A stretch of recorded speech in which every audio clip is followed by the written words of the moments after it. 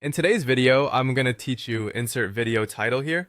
We're going to walk through a simple, reliable way to bring icons and logos into your project using the Iconify plugin and make sure they arrive in a clean, editable frame you can work with right away. Start by opening the Quick Actions or Resources menu in your design app. Look for the action icon in the top toolbar. Depending on your interface, it may look like a lightning bolt, a puzzle piece, or a grid of dots. Click that action icon to bring up the search panel.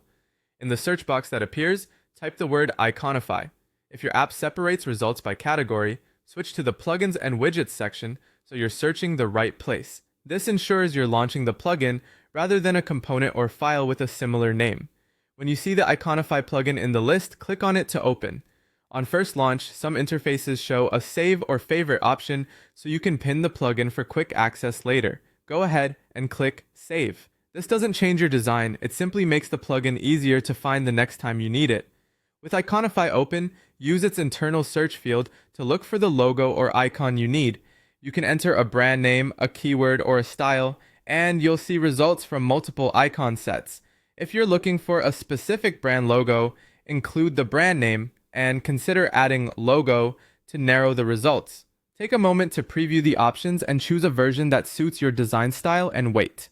If you need to keep colors consistent, pick a monochrome variant you can recolor later, or select a multicolor mark if that's what your brand requires. It's also a good habit to double check that the icon is vector-based so it scales cleanly. Once you've found the right option, select it and use the import as frame action. Importing as a frame is helpful because it preserves the icon's vector shapes inside a container you can resize, align, and style without warping the artwork. After it's in your canvas, you can rename the frame for clarity, adjust its size proportionally, and apply fills or strokes as needed. If the icon contains multiple layers, the frame keeps them organized so edits stay tidy. That's it.